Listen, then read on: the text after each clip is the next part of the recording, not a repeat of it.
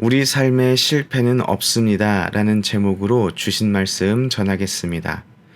어제 우리는 사도 바울과 바나바가 안디옥에서 복음을 전하다가 박해를 당해 이고니온으로 옮겨가서 이고니온에서 또 복음을 전하다가 박해를 받아 돌에 맞아 죽을 뻔하는 일을 피해 도망가는 것을 보았습니다.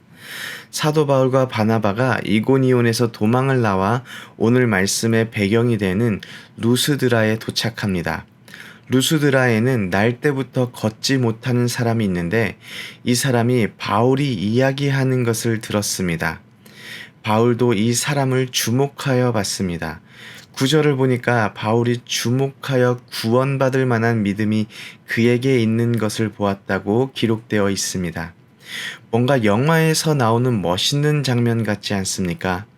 영화를 보면 고수는 고수를 알아본다고 하지 않습니까? 바울도 아마 오고 가는 눈빛 속에 구원받을 만한 믿음이 있음을 느낀 것이지요. 그래서 큰 소리로 일어서라 하니 그 사람이 놀랍게도 일어나 걷는 것입니다. 루스드라에서 기적을 행한 것입니다. 이 기적을 통해서 무리가 깜짝 놀랐습니다. 얼마나 놀랐는지 성경을 보면 소리 질렀다고 기록되어 있습니다. 그리고 신들이 사람의 형상으로 나타났다 소리치기 시작했습니다. 졸지에 바나바는 그리스 로마 신들 중에 최고 신인 제우스, 그리고 바울은 명품 가방 브랜드가 아니라 로마 신들 중에서 제우스의 말을 전하는 신 헤르메스가 되어버렸습니다. 한국 시골 동네에 대통령이 방문한다고 하면 그 동네가 소잡고 돼지 잡아서 아주 잔치를 열지 않겠습니까? 루스드라의 그리스 로마 최고 신인 제우스 신과 그의 메신저 헤르메스 신이 방문했다라고 사람들이 생각했으니 얼마나 난리가 났겠습니까? 13절을 보면 제우스 신당의 제사장들이 소와 화환을 가지고 바울과 바나바 앞에 제사를 올리려 했습니다. 그러자 바나바와 바울이 옷을 찢고 무리 가운데 뛰어들어 소리 지릅니다.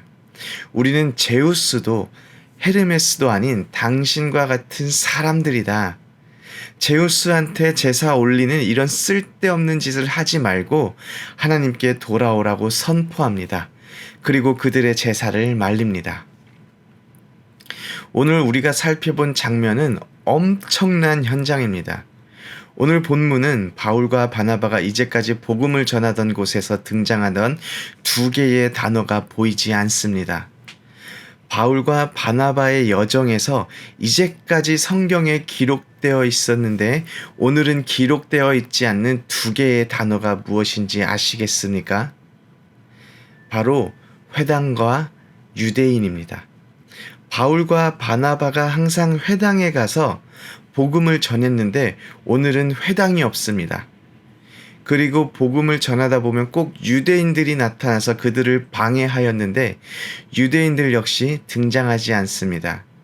물론 내일 본문인 19절에 유대인들이 등장하지만 그들은 안디옥과 이고니온에서 바울과 바나바를 죽이려고 쫓아온 사람들이지 루스드라에 살고 있던 유대인들이 아닙니다. 루스드라에 회당이 없는 것과 유대인이 등장하지 않는 것이 왜 엄청난 사건이냐면 드디어 바울과 바나바가 이방인들이 사는 지역에서 말씀을 선포하기 시작하였다는 것을 의미하기 때문입니다. 오늘 본문 8절에서 11절까지의 내용을 보면 나면서 걷지 못하게 되어 걸어본 적이 없는 사람의 이야기가 등장합니다. 바울이 일어나라 라는 큰 소리에 이 사람이 일어나 걷게 되는 사건이지요. 전에 지금 이야기를 읽어본 것 같기도 하고 어디서 비슷한 이야기를 들어본 것 같지 않습니까? 바로 사도행전 3장을 보면 베드로와 요한이 미문 앞에 앉아 있어서 나면서 걷지 못하게 된 사람을 일으키는 기적을 우리가 기억하고 있습니다.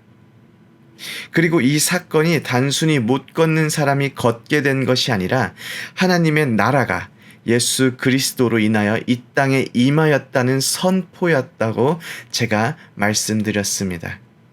사도행전 3장에서 유대인들의 삶의 중심지 한가운데인 예루살렘, 그곳에서 안진뱅이가 일어나는 것으로 하나님의 나라가 선포되었습니다.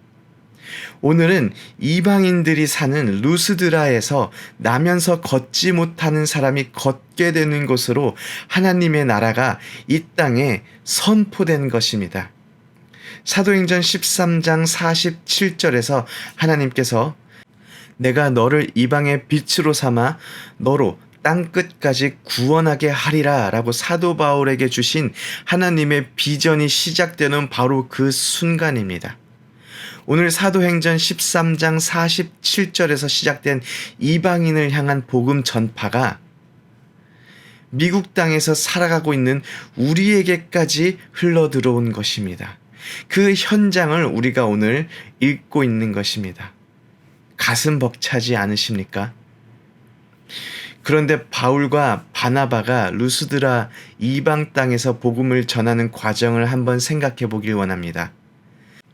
바울과 바나바가 루스드라까지 오기 위해서 사전 답사를 하고 선발대를 보내고 후원의 밤을 열어서 여행 경비를 모으고 며칠 밤낮을 고심하며 전도 계획을 세우지 않았습니다. 성령이 임하셔서 파송을 받아 바보에서 복음을 전하고 안디옥에서 복음을 전하다가 어려움을 당해서 이고니온으로 도망치고 이고니온에서 또 복음을 전하다가 그곳에서 어려움을 당하고 목숨의 위협을 당해 도망쳐 온 곳이 바로 오늘 본문의 루스드라입니다. 인간적인 눈에는 바울과 바나바가 복음 사역을 하는데 장애물을 만나고 가로막히고 방해를 받아서 루스드라까지 피해 온 것으로 보입니다. 바울과 바나바가 안디옥에서 실패하고 또 이고니온에서 실패해서 루스드라까지 온 것으로 보여집니다. 하지만 인간의 눈이 아니라 하나님의 눈으로 본다면 바울과 바나바는 실패해서 루스드라에 온 것이 아닙니다. 하나님의 계획 속에서 하나님의 인도하심을 따라 루스드라까지 오게 된 것입니다. 그리고 이곳에서 드디어 하나님이 바울에게 주신 비전, 즉 이방을 향하여 복음을 전하는 일이 본격적으로 시작됩니다. 우리의 삶 속에 어려움이 있고 또 생각지도 못하는 방해가 있다고 하여서 하나님의 인도하심이 우리 삶 속에 없는 것이 아닙니다. 내가 계획했던 것들이 잘 이루어지지 않고 일이 되어지지 않고 자꾸 막히는 것 같고 남들보다 뒤처지는 생각이 든다 하여도 여전히 우리는 하나님의 인도하심 가운데에서 살아가고 있습니다. 바울과 바나바의 전도 여정이 바로 그 증거입니다. 또한 여러분의 삶을 돌이켜본다면 그 당시에는 왜 그렇게 어려웠는지, 왜 나의 삶이 꽉 막힌 고속도로처럼 움직이지 않았는지 몰랐지만 지금에 와서야 그래도 하나님이 나를 여기까지 움직이셨구나 하는 간증들이 있지 않으십니까? 지금은 말할 수 있지만 예전에는 부끄러워서 말하지 못한 저의 과거가 있습니다. 다른 여자가 있다는 그런 과거가 아니고요. 남들이 4년에서 길어야 5년 정도면 졸업하는 4년제 대학 졸업장을 저는 거의 15년 만에 받았습니다. 하루에도 수십 번 저의 삶이 실패했고 뒤처졌고 나의 삶에 희망이 없다는 생각을 하며 보냈습니다. 세상의 눈으로 보면 저는 실패자입니다. 모자란 사람입니다. 하지만 지금 제가 말씀드릴 수 있는 것은 그 속에 분명한 하나님의 인도하심이 있었습니다. 당시 제 눈에는 보이지 않았지만 하나님의 인도하심을 따라서 제가 오늘 오렌지 한인교회에서 하나님을 섬기고 교회를 섬기고 우리 성도님들을 섬기고 있습니다. 하나님은 우리의 삶을 오늘도 인도하고 계십니다. 세상의 눈에 비춰서 우리의 삶을 보는 것이 아니라 하나님을 의지함으로 하나님의 인도하심이 보여지는, 그래서 바울과 바나바와 같은 삶을 살아내시는 오렌지 한인교회 모든 성도님들이 되시기를 소원합니다. 아멘.